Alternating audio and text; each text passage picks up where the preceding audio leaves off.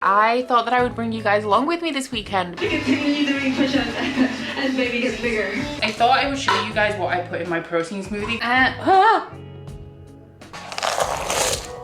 You can prize it from my cold dead body. But like, don't be surprised if I give it 5 stars.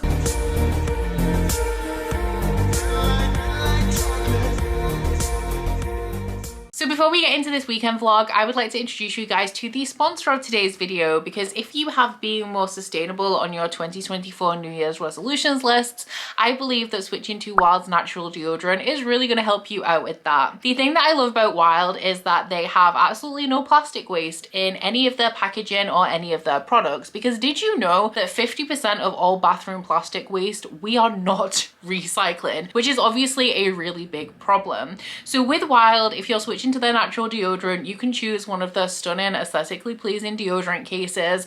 I have quite a few now from their like standard range and also the limited edition ranges that they do from time to time. And you can set yourself up with a subscription to have your deodorant delivered to your door however frequently you need it. Now on average, I use one of their refills a month. They're super easy to load into the cases, and the refills themselves are compostable when you're done with them, so that obviously reduces the waste even more. Of Wild's like standard regular refill range, my favorite one is the coconut and vanilla, because you know me, I love something that smells like super sweet and creamy, and I love that they do tons of limited edition fragrances throughout the year as well, because I hate having the same thing all of the time and I really love to switch it up. And I also love that the first limited edition scents for 2024 are very fresh smelling, which is perfect for a fresh start to the new year. And of course, my favorite of the 3 is Purple Rain, because this one has like, it's a little bit more bold than the other 2, and it also has a super spicy undertone to it. So if you guys would like to check out Wild for yourself and also get 20% off all the Wild products and also your first subscription, you can either go ahead and scan the QR code that is on screen, or head to the link down in my description box and enter the code BooksJan at the checkout. That will get you 20% off everything, but do hurry because my discount code does not last forever. Once again, a big thank you to Wild for sponsoring this video. Good morning, my guys. Happy Friday. I thought that I would bring you guys along with me this weekend, because in terms of reading, I have quite a lot going on. So first off, it is the final Books Appropriate weekend. That is a recurring readathon that is created by Steph from Steph Loves, and it focuses on reading the final books in series, or at least sequels. I do try to participate as a series reader that never finishes series. I do try to participate in this as frequently as I am able, and this round is running from today through to, I think it's Sunday. I don't think it goes to Monday, but I will double check. And coinciding with that is my Patreon 24-hour readathon for this month. So it is the month where it is just the card rain in a circle, which is the top 2 tiers of my Patreon, and that starts tomorrow at 6 p.m. and is running until Sunday at 6 p.m. So for this weekend, I'm going to be doing a minimum of 16 hours of sprints and live shows, because outside of my Patreon 24-hour readathon, I'm doing a couple of hours of sprints just for like all of my patrons tonight, and I also have the Catch Up Book Club live show for Red Country by Joe Abercrombie on Sunday at 8 p.m. So it is like chock full in terms of booktube stuff going on. And I have got myself into a little bit of a hole already this year with just having too much on my currently reading, taking on too many projects at once, and then I have actually already been starting to get overwhelmed by trying to do all of these little things at once. And I just had so many things that I wanted / needed to do that I tried to do them all at the same time, and it hasn't really worked. So I have quite a few books I'm currently reading, 2 of which I'm going to, I think, heavily focus on throughout the course of this weekend, and these are the 2 behind me. Now, the first one is obvious why I need to finish it. That is Red Country by Joe Abercrombie. This one is the Catch Up Book Club book for November and December, and I am 282 pages into it. It is the shortest one I've read so far at 450 pages. Yeah. So I have 170 to go, and I've been reading this at a pace of 65 pages a day. So I have 45 pages left of today's section, and then Saturday and Sunday Sundays section to go on this. Obviously sprints all weekend, so I should definitely be able to get it done. But this one is the 6th book in the First Law universe. It is the 3rd standalone, but I would argue that they're just not standalones. They're really not, especially this one. So much is going over your head if you haven't read the earlier books in this series, because they keep alluding to the identity of a character in this book and you will have no idea who that is at all if this is the first Law book you're picking up. And for me, that is actually providing the majority of the enjoyment of this book. This one is Joe Abercrombie's take on a Western. Thankfully, it doesn't read very much like a Western, although on the flip side of that, I don't really love the writing style in this one, especially through like the earlier, like the first 150-ish pages of this book. I wasn't having the best time. But this one is following a young woman who is a merchant and she is traveling to sell some goods with her adoptive father Lamb. When they return to the farm where they live, they find out that the guy that lives with them and helps them out has been murdered, and the main character Shy's younger brother and sister have been taken. Like the entire village and all of the surrounding areas have been ransacked and all of the kids have been taken. So they team up with this other boy that they find who is looking for his brother that's also been taken, and they start to follow the path of destruction that these people that have been stealing the children have left behind. And along the way they team up with a caravan. Now there are Western elements in here in that they're traveling across, is it called the Far Country in here? There's also like tons of cattle, wagons, there's like a almost saloon town, but it just doesn't feel very Western, which I don't love Westerns as a genre. I find them very masculine and not very appealing to me, so I'm truly not mad about that. But this had the writing style of Best Served Cold to me. It did the things that I didn't like in Best Served Cold, which is in the first 50 pages, you're introduced to a bunch of new characters, and because this is part of an extended universe, some of them are characters we've seen before, but because this is a standalone and this is the shortest of the bunch, they're introduced like rapid fire, and then before you know it, they're kind of all thrown together into scenes and you can't, like, you haven't had time to distinguish who is who.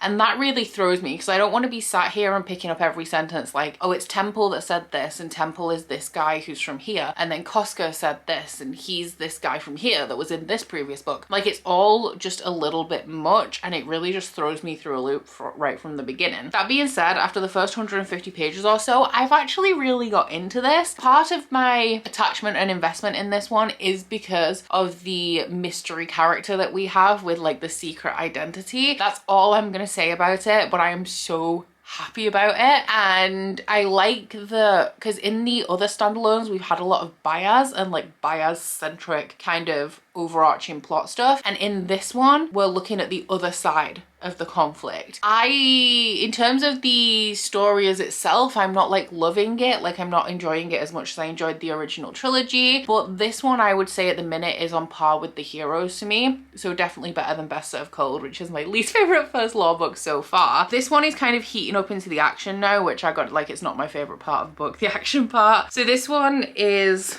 definitely going to be done by the end of the weekend. And then the other book that I'm working on has fallen by the wayside because, like I said, I've taken on too much, which is House of Sky and Breath by Sarah J Maas. And I'll be like real honest, like I'm not super motivated to pick this up ever. I am making a recap video for this, so it's slowing the process down because every chapter break, like I'm stopping and typing up everything from like the last chapter or however long it's been. I don't love this book to begin with. It's not my favorite Sarah J Maas book, but I am rereading it because of House of Flame and Shadow, and of course making that recap video. So generally the fact that I'm not super motivated to pick this up, combined with the fact that I'm putting in extra work by making the recap, is meaning that I just don't really want to pick this book up. So I read this a lot better in sprints because it's like concentrated, like I sit there for 2 hours and during the sprint portions I get through chunks of this. So I'm hoping that I'm going to get through a little bit of it tonight, if not this weekend. My prompt for my readathon this weekend is poll pick, so I think what I'm going to do is I'm going to put these two books in a poll of which one I should prioritize this weekend, and whichever one wins, so if Red Country wins, then I'll spend most of today reading. I said most of today, like I'll work on this one today and then focus on this in sprints over the weekend, and then if this one wins I'll do it the other way around, you know? Both of these are sequels. This is a standalone, but I count them as sequels. Like, to me, this is book 6 in the First Law series, not a standalone story. So both of them are sequels in series that I'm working on, so they definitely fit for the final book support group. I do have some graphic novels because I'm behind on all of the graphic novel series that I'm actually up to date on aside from these last volumes, so I might slip in a couple of comics here and there. That is my reading plans for the weekend, so we'll see how it goes. In terms of other stuff, I do have a couple of appointments today. I am about to head out and go to my laser hair removal appointment, and I have a doctor's appointment at like 4:30 this afternoon, and I hate that.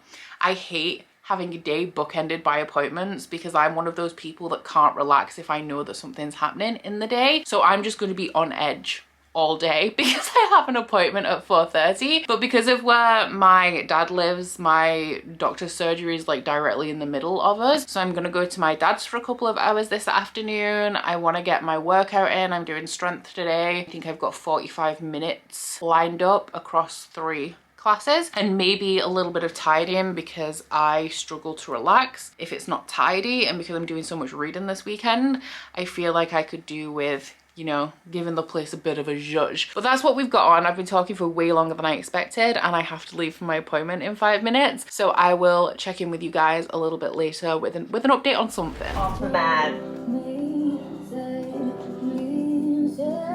Can you keep your biceps by your ears?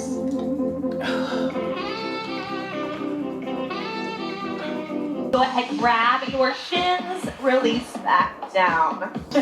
Beautiful. Grab those waves. I want that gaze right there on the floor and those bent over rows. Continue doing push-ups as baby gets bigger. Yes. If you're not in that sumo spot, get there now. I know. We don't cut corners around here. Lift, lift, lift. What is up, guys? I have just finished my workout pretty much like 2 minutes ago, and I've packed a bag of stuff. I've got my stuff ready to go to my dad's. It's 1:45 and I kind of wanted to be there at about 2. It's more likely going to be about 2:30 now, but I'm going to make my protein smoothie to go, which wasn't the original plan. But I have a Ninja blender, so the like mixing thing turns into the cup, so I can just take it with me. But I thought I would show you guys what I put in my protein smoothie, because when I post it on Instagram I do get a lot of questions about it. So I'm gonna tip you down a bit and we're gonna make this together. So that is a horrible angle. Wow, I will not be making my own cooking channel anytime soon. How's that? It'll do, right? It'll do. We have 200 ml of water. Let's get centered. Let's be aesthetic about it. Oh, now I've changed the unit. 5 grams of coconut, desiccated, 50 grams of natural yogurt, 100 grams of mango, which I buy frozen, 15 grams of kale, which top tip for kale, buy it fresh and freeze it because it takes away the grassy taste of it, and also like it lasts longer because I'm not getting through a bag of kale in like a few days, you know what I'm saying? I also freeze my mint leaves for the same reason, because I'm not going to make it through a full pack of fresh mint in a few days. I normally add like a stalk, but it's supposed to be around 5-ish mint leaves. Then we have the juice from half a lime. It is supposed to be the zest as well, but this recent bag of limes that I've got haven't been zesting very well, so I am currently just using the juice. The last fresh ingredient is half an avocado, and then the final ingredient is my protein. Now I'm going to be honest, I know nothing about protein. When I started making protein smoothies last year, this is the brand that I got. It's diet whey because it's low calorie, which is what I want. I just add 1 scoop. So 1 scoop of this protein is 91 calories, and 1 scoop equates to 25 grams. That was 30. And then I just give it a bang, put the lid on and blend her up. And I think I just like splashed water on myself, but this is what it looks like. I am gonna give you guys the calorie count on this as well. It says it has 25 grams of protein. It definitely has more in it. It's just I haven't added the nutrition on Fitbit properly, because you would have to add it all up yourself, which is why I'm going to give you guys the calorie count, because my pet peeve is when I find a really good healthy recipe for like something like overnight oats or a protein smoothie on Instagram and they don't give you the nutritional information, because then like I have to go to so much effort to add it all up myself. But the calorie count on this is 324 calories and it has a minimum of 25 grams of protein. So that's the tea, or more realistically that's the smoothie. I'm gonna go because I'm gonna go to my dad's, go to my doctor's appointment, and I'll see you guys at some point later today, I assume. How we do it is a few hours. It's like almost 10 p.m. so I'm just doing, whoa, I need to not lean on that. I feel like I'm a hot mess in this vlog, like completely. So my apologies for that, but just a brief check-in because it is 9:45 and I went to my dad's. I feel like I wasn't there for very long. I was there for 2 hours. I hung out with the horses for a bit while they were being mucked out. I don't do that. I just, you know, like pet them and fill up like the water buckets because they're big things. And then I went and got steamrolled by the dogs for about half an hour and then went on to my doctor's appointment, came home, made dinner, and then I've just done 3 hours of sprints. And I didn't read too much because I spent the first sprint, it was a long one, so I went out with Brie, got a shower and got into my pajamas. But I've read a little bit of Red Country. I'm 316 pages in, so I have like 10 pages left of today's section, which I'm gonna finish up in bed tonight because I'm actually gonna go play Dead by Daylight. And I know I'm the worst. Like, I said yes to everything last year. It was a big thing for me, and I did things like Trovatrip and stuff, which if you want to come to Greece, there are still early bird spots available, link in description. Let's hang out, go on a reading retreat on a Greek island. Is there a more perfect place for a reading retreat? I really just don't think there is. But yeah, so I said yes to a bunch of things. I had so much adventure, lived my damn life, but now I feel like I have to say no because I'm very much like an opportunist. And as soon as anybody asks me something, I'm like, yeah, absolutely. So I would never, because I hate myself and I don't like to allow myself to have fun, I would never just randomly be like, okay, I'm gonna go play PlayStation now. But if somebody says, do you want to play Fortnite or do you want to play Dead by Daylight, I'm like, yeah, absolutely. Like, I'll clear my schedule, I will be there. And that's exactly what has happened. Beth has asked if I wanted to play Dead by Daylight this evening, so we're playing Dead by Daylight, so I should be reading. I wanted this to be a really intense reading weekend, but I mean, I still have all Saturday and Sunday to read. It's gonna be fine. I still have so many sprints ahead of me, plus all day tomorrow because sprints only start at 6 p.m. So I'm gonna get a ton of reading done, but right now I'm gonna put on probably about 1 generator and then get killed in Dead by Daylight, but that's half of the fun, I guess. Good morning, guys. I slept in this morning, I can't lie. I was playing Dead by Daylight until just gone midnight, which I mean ain't ideal but ain't too bad. And then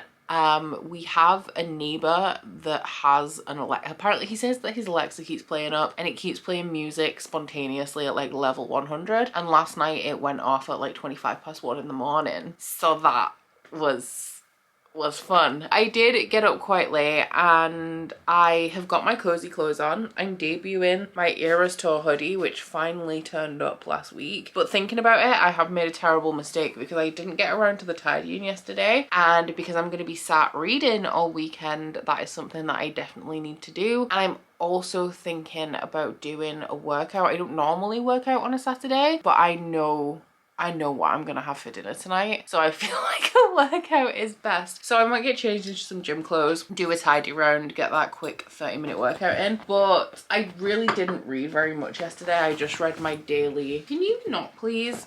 Thank you. I read like my daily allotted pages of Red Country, and that was it. And that was when I went to bed last night. So I do really need to get a move on with reading. I'm gonna put a poll up on Patreon for my comic. So my plan is to really work on Red Country, maybe get it done today, and if we roll any doubles during dice sprints, I will be switching to a comic. So my options, these are all like the most recent comic in series that I'm otherwise up to date on. We have Heartstopper Volume 5, which was released at the end of December. We have, just the end of the year in December.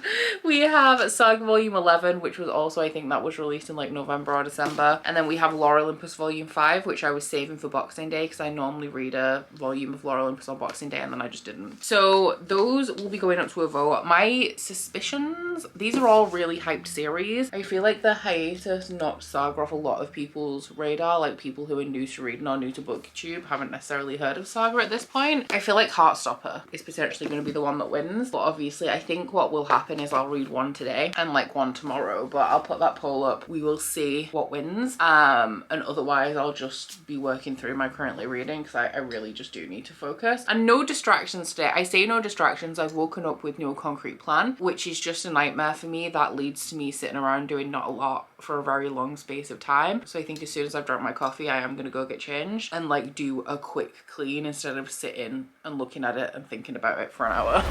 Strikes me now, fireworks light for a moment, it feels just right. Smiling faces, warm embraces, possibilities all ignite. Then the next morning, I drive to work, people annoy me. I'm spilling coffee all over my favorite shirt. Why do my New Year's resolutions? What is up, my guys? It is 7-ish p.m. and I'm doing sprints. We have just rolled a double though, which means that I need to consult my poll. I'm currently 390-ish. 400 pages into this, so I only have like 50 to go. That is heating up as well. Like, I feel like we're approaching a conflict between two prominent characters that I'm very excited about, but I haven't actually looked at this poll at all since I put it up, so let's have a wee little look.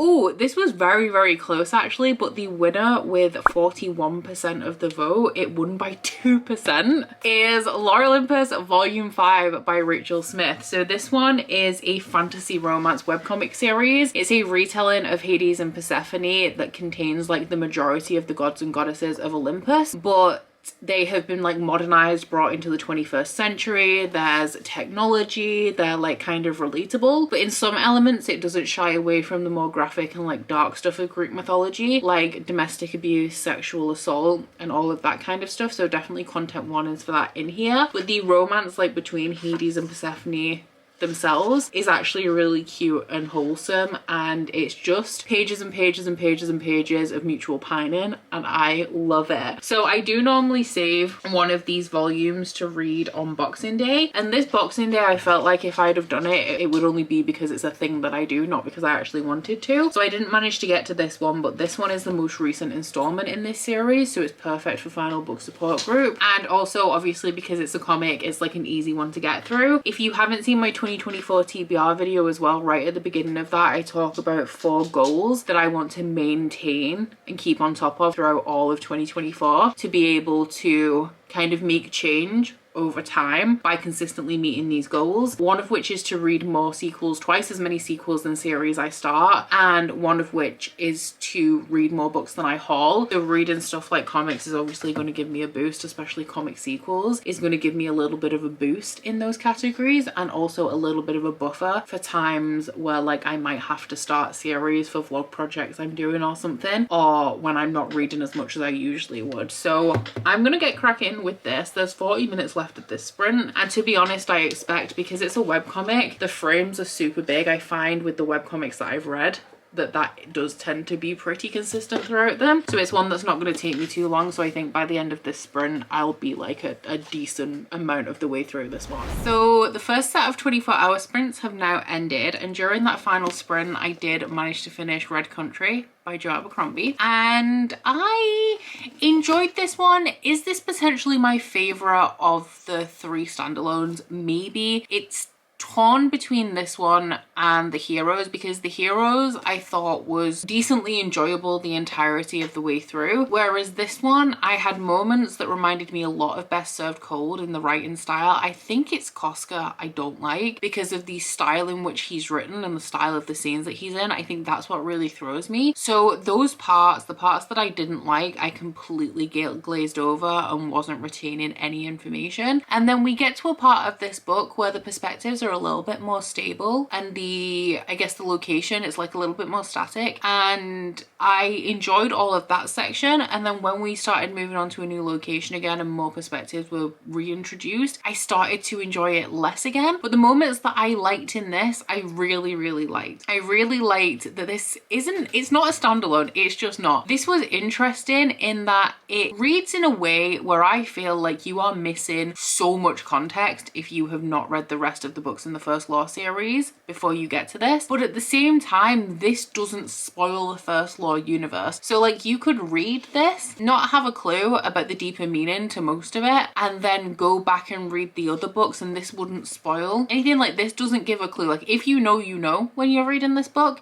If you don't have a clue, if you don't have the foggiest, then you just won't have a clue unless you actually go read the other books, and then you'll kind of like figure it out. So I loved that we had a lot of recurring characters in here, people who have been like side characters or made cameos in other books coming to the forefront here. And I do like how we have that element, especially in the way that like the standalones have fleshed out some of the minor side characters. I don't really understand how these build towards a larger plot, if that's what they do, because they do give hints to stuff that's happening in the background, stuff that links into the plot of the First Law trilogy, but it's very minor. Like, I feel like stories that don't necessarily need to be told but are just like fleshing out these like very small potential things that are going to come back later on when we get to the second trilogy in this world. So definitely mixed feelings for this one, because there's parts that I just really didn't like and there's parts that I really loved, and also quite a few emotional moments in this one as well, and a lot of character growth. I think my favorite character in here might be Temple. It's Temple and Lamb for sure, and I really loved Temple's character growth particularly in this one. So that is one book down for this readathon, and also another book ticked off my January TBR, which is great because I feel very overwhelmed by having so many books that I'm currently reading. Obviously, like, I'm taking some of them off now, but just having so much that I need to read, that I want to read, trying to read them all at once. So actually progressing and getting things off my actual TBR, like the books that I need to read, is making me feel like a little better, I can't lie. In terms of Law Olympus, I got about halfway through during that sprint, and then I went and took Brie out for a walk, and when I came back I decided to prioritize this to try and get it done before the end of the day. So what I'm gonna do, it is nearly midnight, I think it's 11:35 now. So I'm gonna go up to bed and I'm gonna read the second half of this, and then I will come and check in with you guys and bring you my final thoughts on this in the morning. But right now I will say that this is a very good volume. I just remembered a bunch of stuff happened that I am more than thrilled about, and I'm really excited now to go see how it's gonna like play out in the second half. So we had an interest in going to Western National Park, but we did zero research. It all fades away in January.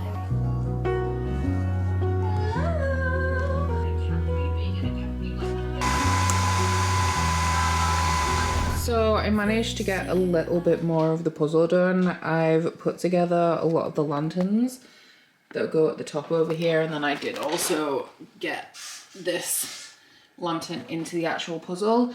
I also recruited Curtis's help, and he's done a little bit of like organizing Flynn Rider and separating some of the colors. I need to get one of those, you know, like the puzzle stacking trays. When I lived at home and my mum was around, we used to have like a cupboard full of like shallow trays that like she'd saved from like food packaging and stuff just for jigsaw puzzles, and I don't have those resources, and I feel like this is a puzzle where you really benefit from separating everything out, and that's the only way that you can kind of figure out what's going on, by focusing on areas and then piecing them together. The issue with the lanterns though is that they're obviously spread all over the place, and while I do have this piece of the puzzle assembled, I've separated all of these purple pieces but haven't actually managed to get any of them together. So, and then obviously this is going to be, in between these top lanterns is just going to be like blue. So progress has been made, a very small amount of progress, but I got somewhere with it. It is a time, I think it's like 11:30ish. 11:22, so I have sprint starting again in 38 minutes. And until then, I think I'm going to work on my jigsaw for another like 20 minutes just because like I'm really in the mood for it right now. What I'm really doing is procrastinating picking up House of Sky and Breath, which is going to be my main project for the day. I know I'm not going to finish this, but my aim is to just get through as much of this as possible. And then next week, I will kind of have the aim of having this done by next Sunday. And I'll split the remaining pages down by the days in the week and have like a minimum amount that I need to read per day. But I just don't love the plot of this one, and then making the recap document adds an extra element of like tediousness to it that I just don't want. And I'm listening to the audiobook, which is good because I like the audiobook, but then at the same time, if I'm listening to an audiobook, I want to do my puzzle, and I just have to like lock into this and really pay attention. And because I don't love the plot of this, like it does drag a bit, it's just I'm not looking forward to it. My motivation is low, but sprints definitely help me focus when I have to do that. So fingers crossed we will get through. I'm aiming for maybe 200 pages. I actually really don't know how realistic that is. I feel like 150 might be a little bit more realistic, but if I could do 200 and get halfway through, that would be amazing. But last night in bed, I did finish Lore Olympus Volume 5 and I really enjoyed it. I did give this one 4 stars though, because I loved the first half of this. It was, I've said before when I've been reading volumes in this series that my enjoyment definitely depends on how central the Hades and Persephone romance is to the plot, because there's like side plots going on as well, like the other gods are scheming. It all centers around Hades and Persephone, but sometimes they're not spending so much one-on-one time together. So my enjoyment of each installment in this series depends how much one-on-one Hades and Persephone time we have. In this one, first half, vibes immaculate. The second half started a new kind of like story arc that I felt was kind of jarring because I didn't understand why it was happening there. And I know that is the nature of webcomics, like the story arcs, I guess. But I feel like when they're being bound up into volumes, it would make sense for a story arc to be at the start of that volume and wrap up in that volume. Like when they're choosing how to bind them together. Because it was like halfway through, it was a little bit jarring and unexpected for it to happen right at that minute. And for that reason, I didn't love the second half of this as much, because that plot kind of, at the moment that it came, felt like it kind of came out of left field. Still absolutely adore this series though, and this is actually my first 4-star of the year. I have had one 5-star, but that was Brittany's memoir, and I don't want to say that it doesn't count, because it definitely does, but non-fiction just feels different. Like I'm not reading non-fiction for enjoyment almost, you know? Like, so I don't feel like it's 5 stars, I love this book. It's more 5 stars, this book was interesting. So I feel like 5-star fiction and 5-star non-fiction are very different. So I don't know whether to put a poll up on Patreon to see what I should do when I roll a double, whether I should just go with Heartstopper because that was like the runner up to the poll, or whether I should kind of like put a new poll up. I feel like because of my indecision, I'm probably just going to go with Heartstopper if there's a double. I am wearing my Taylor Swift hoodie again as well, because I mean, I waited 7 months for this to arrive, so you can prize it from my cold dead body. This one, I'm going to be wearing this into eternity. And also Cozy Sunday. Wow. Cozy Sunday vibes only. So I'm gonna go do a little bit more of my puzzle, and then I need to kind of blast dry my hair a little bit and get set up for sprints in about 20 minutes. I also don't know what I'm having for lunch, but I'm hungry, so I'm definitely thinking about it. Be patient, I'll see beauty in all the little things. Promises fill the room, I still fear it all melts way before spring. 'Cause the next morning we're late for school. People annoy us, and being nice just ends up making us feel like fools. Why do our New Year's resolutions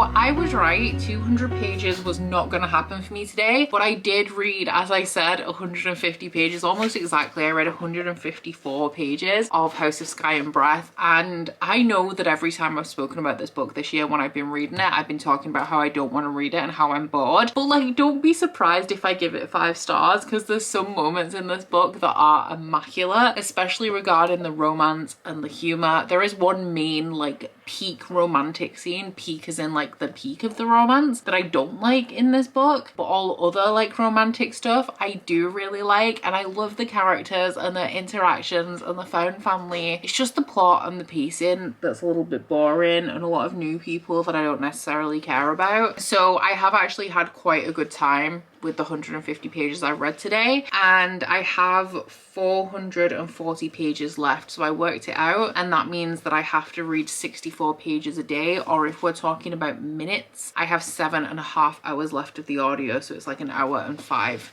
minutes per day to read. So I have another live show in an hour and 54 minutes. So I'm gonna go make some food, watch a couple of episodes of TV, and get myself mentally ready to talk about Red Country. I just wrapped up the live show for Red Country. I did hang around for a couple of hours backstage and caught up with Aaron and Zaf. So it's now past my bedtime. It's almost 11 p.m. and I am gonna be wrapping this vlog up here. I haven't read anything since I last spoke to you guys. I watched 2 episodes of, is it What We Do in the Shadows? Yeah, I'm sure that's what it's called, which is like, oh my god, I really like it. If you guys watched Our Flag Means Death, which RIP, I'm so sad that that's been cancelled. It's a slightly older show that started in 2019. I'm talking about What We Do in the Shadows now.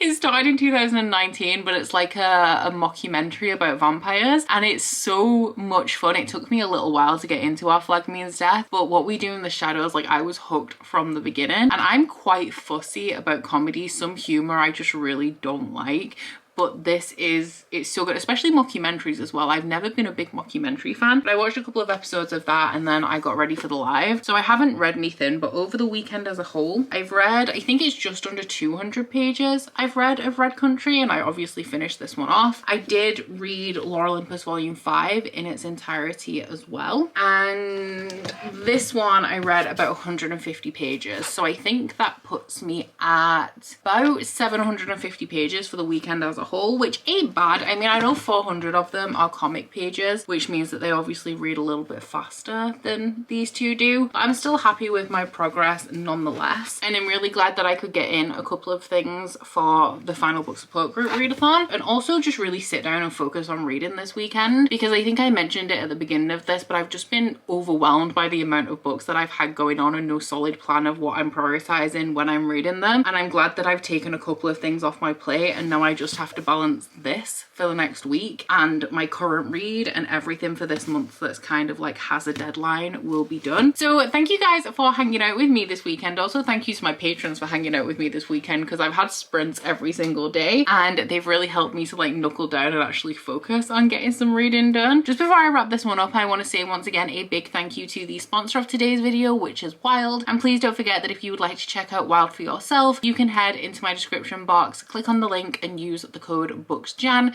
to get 20% off your first subscription, and don't forget to hurry because my discount will not last forever. So I do hope you guys have enjoyed this vlog if you've made it this far. Please don't forget to like this video if you liked it and subscribe if you wanna, and I'll see you guys next week. Bye! Oh, you bite your friend like chocolate. You say you'll go where nobody knows, with guns hidden under our petticoats. We're never gonna quit it, no, we're never gonna quit it, no.